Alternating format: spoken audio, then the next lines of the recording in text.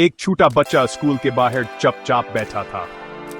A little boy was sitting quietly outside a school, कपड़े पुराने, जूते फटे हुए, wearing torn clothes and broken shoes.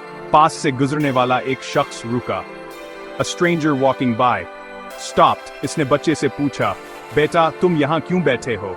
He asked, son, why are you sitting here? बच्चे ने आहिस्ता से कहा. The boy softly replied, मेरे पास जूते नहीं. मुझे स्कूल के अंदर नहीं जाने दिया गया. I don't have shoes. They didn't let me in school. वो शख्स चला गया, लेकिन कुछ देर बाद वापस आया. The man walked away, but returned moments later. हाथ में एक नया जूतों का जोड़ा था. Holding a brand new pair of shoes. बच्चे की आंखों में खुशी और आंसू थे. The boy's eyes lit up and filled with tears. आज वो बच्चा एक उस्ताद है. Today, that boy is a teacher, और हर गरीब बच्चे को पढ़ा रहा है. Helping every poor child learn, क्योंकि एक छोटे अमल ने एक पूरी जिंदगी बदल दी. Because one small act changed an entire life.